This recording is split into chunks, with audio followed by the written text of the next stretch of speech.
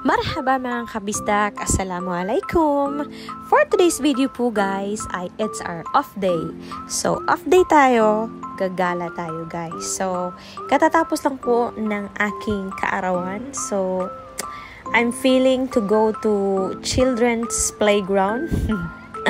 Guys, gusto ko pong talagang pumunta dito guys. Dito po sa playtime sa Wanasa Land ng Abu Dhabi Al-Wahida Mall. So guys, ayan, matatagpuan po dito yung lahat ng rides, video games, arcades, at kung ano-ano pang batang laro po guys. Yes, gusto ko pong ma-experience ulit guys. Pero since very expensive ang kanilang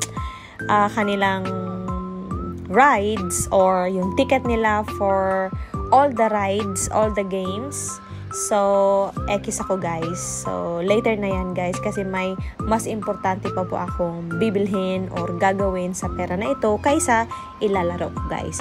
So, ang ginawa ko guys ay tumingin-tumingin lang muna ako guys at trying to, play. Pero wala namang pera.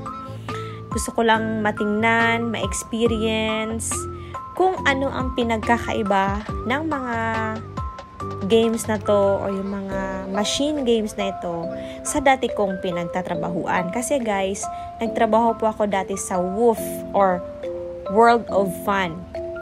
Doon guys, ganito din po ang itsura pero mas malaki lang po ito guys at mas maraming varieties of games and other things dito po sa Wanasa Land. Kasi po guys, dun po sa Philippines, yung pinagtrabahuan ko, maliit lang po siya na playing area. So, may mga iilan lang po siya na mga video games. Wala po siyang shooting games like Formula 1 Simulator. Wala po siyang shooting games. Walang air hockey. Walang trampoline. Ang trampoline doon is nakabukod siya na may iba namang pagmamayari. Tapos, walang bump car, walang swing ship, walang tagada. So, yun po yung pinagkakaiba sa World of Fun kaysa dito po sa Wanasa Land na nandito po sa Abu Dhabi sa Al-Wahida Mall. So, dito po guys, magsisimula po ang kanilang ticket from 110 to 115. All rides na po iyon. Meron din po silang, alam mo yung iwanan ng bata. Iwanan mo yung bata doon, tapos may magbabantay, ayun. Meron silang ganyan na shop, tapos meron din silang cafeteria. Pero syempre guys, hindi siya included sa ticket na binili mo para lang yun sa mga rides at sa mga video games. At ang pinagkaiba talaga guys is mahal talaga dito sa Wanasa Land.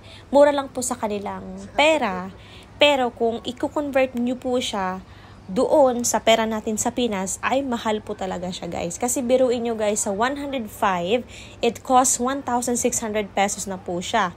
So, from 110 to 115, so nasa kulang-kulang 2,000 po siya guys. Pero, for sure, dito po sa Wanasa Land, ay ma-enjoy nyo po siya guys. Lahat ng games po sa pangbata. Ang Wanasa Land po ay meron po siyang kompetensya na ibang playground po na mas malaki pa po dito guys. At yun ay tinatawag na Sparkies. So, in our next vlog po, ay gagawan ko po rin ng video yung Sparkies para po makita natin yung pinagkaiba nito at pagdating din sa kanilang presyo ng kanilang tickets. So guys, I've been enjoying so much dito po kasi parang yung feeling ko ay bumalik ako sa pagkabata guys. Meron din po silang, ayan, yung shooting ng basketball. Meron din po yan sa World of Fun.